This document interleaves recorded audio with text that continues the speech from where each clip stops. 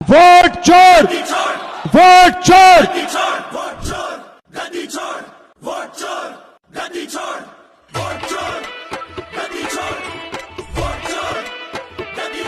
नमस्कार। मैं रवीश कुमार आज राहुल गांधी वोटर अधिकार यात्रा कर रहे और उनका एक नारा बहुत प्रसिद्ध हो रहा, वोट चोर गद्दी छोड़, तो मोदी सरकार के सांसद सहन नहीं कर पा रहे हैं और राहुल गांधी को, उनके ई सांसद राहुल गांधी को फोन और मैसेज कर रहे हैं कि भाई हमारे प्रधानमंत्री को वोट चोर मत बोलो, ये देखिए। सच्चाई क्या थी? सच्चाई थी कि 7 सीटें हैं बेंगलोर सेंट्रल में, 6 कांग्रेस पार्टी जीतती है। 7वीं सीट में एक विधानसभा में 1 लाख फर्जी वोटर, 1 लाख। और जहां फर्जी वोटर थे, जिस असेंबली में फर्जी वोटर थे, वहां बीजेपी जीतती है। वो सारे के सारे 1 लाख जो वोट थे, उसके कारण बीजेपी लोकसभा का चुनाव जीत गई। मैंने प्रेजेंटेशन किया। अच्छा, मैं आपसे एक बात पूछना चाहता हूं, आपका नाम क्या है? कुमार जी, अगर मैंने आपसे कहा कि आप चोर हो और अगर आपने चोरी नहीं की तो आप क्या करोगे? सबसे पहले आप कहोगे खबरदार, तुम्हें मुझे चोर बुलाया, बोलोगे ना? ठीक है। अगर आपने चोरी की होती और मैंने कहा चोर हो, तो आप चुप बैठोगे? क्यों नहीं बैठेगा? अगर चोरी की है और मैं कहूंगा चोरी की है, बिल्कुल चुप हो जाएगा, एक शब्द नहीं बोलेगा।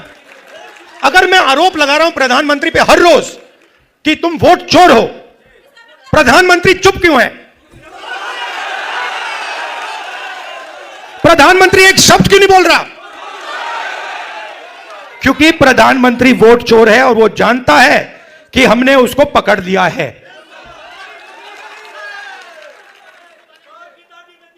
देखिए, मैं आपको एक बात बताता हूं। देखिए, हमारा जो काम है ना, मेरा जो काम है, मेरे बारे में आप दो चीजें समझ लीजिए। सबसे पहले, अगर मैंने किसी चीज के बारे में मन बना लिया तो फिर मन बना लिया। और दूसरी चीज, मैं सुपरफिशियल बात नहीं करता हूं, मैं गहराई से चीजों को समझकर काम करता हूं। अब आप एक बात समझिए और सुनिए। जब वोट चोरी होती है तो इस संविधान पर आक्रमण होता है। इस संविधान में लिखा है कि हिंदुस्तान के एक नागरिक को 1 वोट मिलेगा, चाहे वो अंबानी हो, चाहे वो सबसे गरीब व्यक्ति हो, किसान हो, मजदूर हो, वोट 1 मिलेगा। माधवापुरम में एक व्यक्ति का नाम 4-5 बार वोटर लिस्ट पे आता है। यह संविधान पर आक्रमण है और यह हम नहीं सहेंगे, यह हम नहीं होने देंगे। अब आप अच्छी तरह सुनिए, और जो मीडिया वाले मित्र हैं, इसको आप अच्छी तरह लिख लीजिए। मैं गहराई में जाता हूं। हमने जो काम माधवपुरा में किया है, उसको हम आने वाले समय में, माधवपुरा में नहीं रुकेगा वो, हम आपको दिखाएंगे, देश को दिखाएंगे।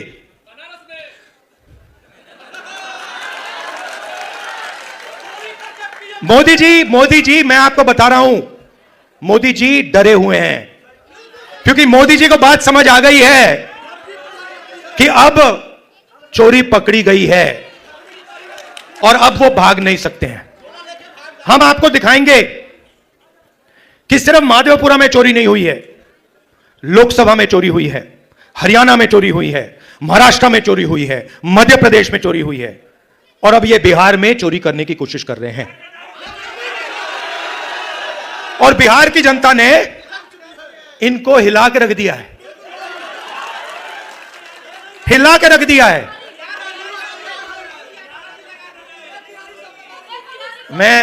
मैं 2-3 बीजेपी के, मैं सुनो, मैं बीजेपी के 2-3 एमपीज को जानता हूं। मेरे फोन पे मैसेज आ रहे हैं, आप प्रधानमंत्री को वोट चोर मत कहिए। कैसे मत कहूं भाई, है तो कहना पड़ेगा। अब ये तीर जाके सीधी टारगेट पे लगेगी। आपके गांव के बच्चे, यहां पे तो भैया 6-6 साल के बच्चे बोल रहे हैं वोट चोर वोट चोर वोट चोर, नारा बन गया है। और जो बिहार में शुरू होता है वो पूरे देश में फैलता है, वो रुकता नहीं है। आपने चंपारण में अंग्रेजों से लड़ाई शुरू कर दी, पूरे देश से उनको मिटा के हटा दिया। ये कॉन्स्टिट्यूशन की लड़ाई शुरू कहां हुई थी? चंपारण में ही तो हुई थी, वहीं तो हुई थी। अब इसका लक्ष्य क्या है? ये वोट चोर और संविधान को मिटाना, खत्म क्यों करना चाहते हैं मैं आपको बताता हूं। तेजस्वी जी ने बात की, देखिए हमें बैलेंस चाहिए, बैलेंस चाहिए। मतलब इस देश में अगर एक व्यक्ति को एक वोट मिलता है तो भागीदारी सबको मिलनी चाहिए। और जब हम हिंदुस्तान की संस्थाओं को देखते हैं,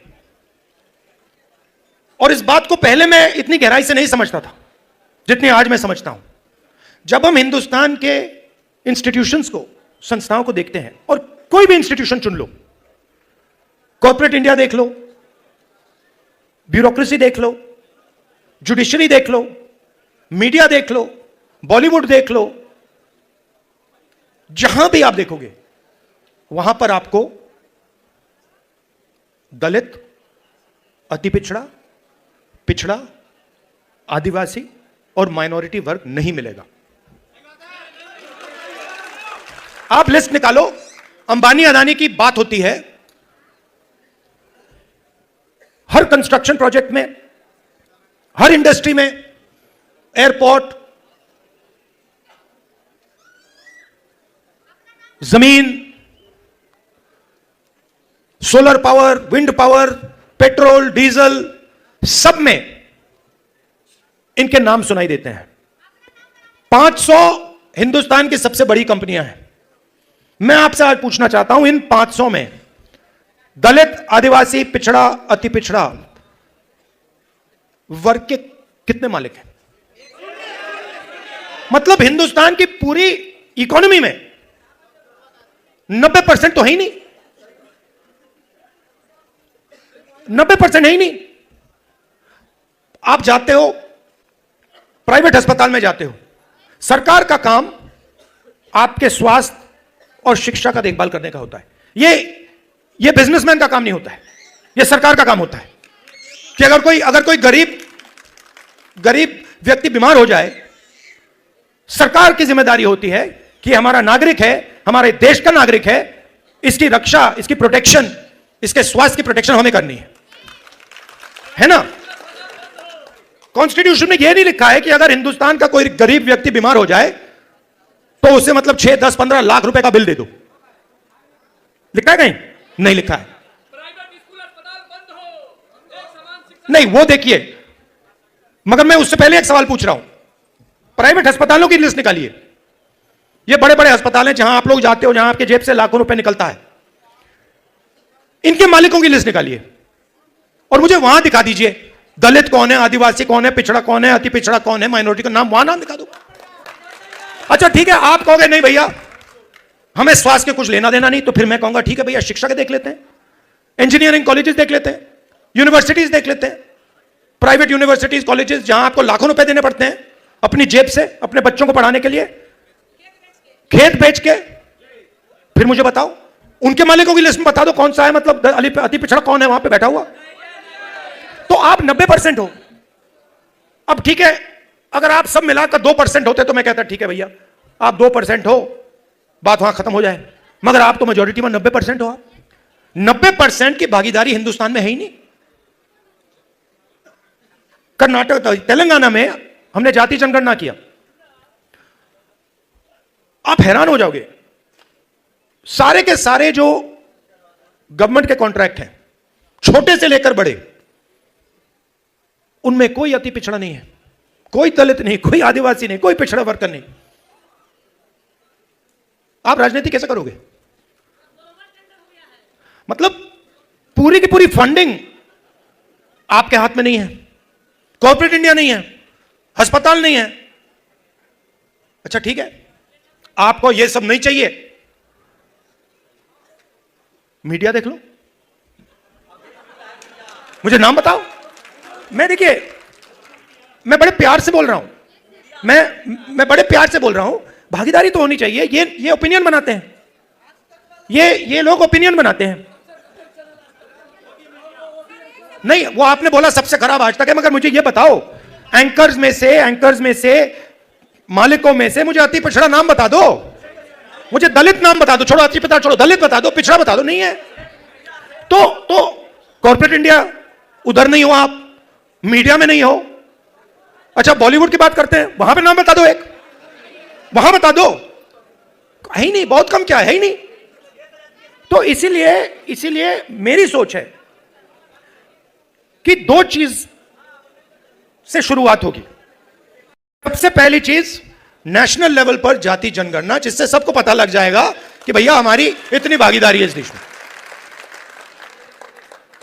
और तेलंगाना में हमने बहुत गहराई से किया है, सवाल पब्लिक से पूछ के हमने लिए हैं, दलित एसोसिएशन से हमने पूछकर उनसे कहा कि भैया आप बताओ हमें क्या पूछना चाहिए। ईबीसी एसोसिएशन से हमने पूछकर भैया आप बताओ हमें सवाल कौन से पूछने चाहिए। तो एक सेकंड, दूसरी बात, जो ये 50% की दीवार है रिजर्वेशन की, मैं आपको गारंटी करके कह रहा हूं, इसको तो हम चूरा चूरा करके फेंक देंगे ताकि। और ये देखिए, ये पहले दो कदम है। आप ये मत सोचिए कि इसके बाद हम बात छोड़ देंगे। ये जाति जनगणना से हमें एक विकास का एक नया मॉडल मिलेगा, वो शुरुआत होगी। मगर हमारा लक्ष्य है कि देश में बैलेंस होना चाहिए, सब लोगों को इस देश में जगह मिलनी चाहिए, कोई भी हो, अपर कास्ट हो, दलित हो, अति पिछड़ा हो, माइनॉरिटी हो, सबको जगह मिलनी चाहिए और सबकी इज्जत होनी चाहिए। और मोहब्बत की दुकान, मतलब नफरत नहीं, प्यार से, बिना नफरत, बिना हिंसा, सबको लेकर देश की जो पूरी शक्ति है, जो देश के हर लोग में, हर व्यक्ति में है, उस पूरी शक्ति का हमें प्रयोग कर देश को आगे ले जाना है। मगर यह सब नहीं हो सकता अगर ये लोग वोट चोरी कर लेंगे। इसीलिए हम वोट अधिकार यात्रा यहां शुरू की और आपने हमें इतनी मदद की। आप सबका दिल से धन्यवाद करता हूं कि आपने अपनी पूरी एनर्जी इस यात्रा में डाली। धन्यवाद, नमस्कार, जय हिंद। राहुल गांधी कहते हैं बीजेपी का वोट चोरी पहला कदम है, फिर राशन, जमीन और हर अधिकार चुराया जाएगा, क्योंकि प्रधानमंत्री को अपने मित्रों को टेम्पो भर लौटाने। वोट के बाद राशन कार्ड जाएगा, राशन कार्ड के बाद जमीन जाएगी, जमीन के बाद सारे के सारे अधिकार जाएंगे। भाइयों और बहनों, 65 लाख वोट कटे हैं, लिस्ट निकालिए और देखिए, उसमें ईबीसी है, दलित है, अल्पसंख्यक है, पिछड़े वर्ग के लोग हैं, गरीब लोग हैं, किसान हैं, उसमें एक अमीर व्यक्ति का नाम नहीं है। वोट चोरी ये गरीबों से कर रहे हैं क्योंकि ये आपकी आवाज को दबाना चाहते हैं, क्योंकि अगर वोट चला जाएगा तो हिंदुस्तान के गरीब लोगों के पास कुछ नहीं रहेगा। ये शुरुआत वोट से हो रही है। वोट के बाद राशन कार्ड जाएगा, राशन कार्ड के बाद जमीन जाएगी, जमीन के बाद सारे के सारे अधिकार जाएंगे। अपनी पूरी की पूरी शक्ति इस यात्रा में डाल दी। मेरे कान में कह रहे हैं नरेंद्र मोदी वोट चोरी करता है, और मैं स्टेज से आपको कहना चाहता हूं, ये आपकी आवाज को कभी नहीं दबा पाएंगे। हम आपके साथ खड़े हैं।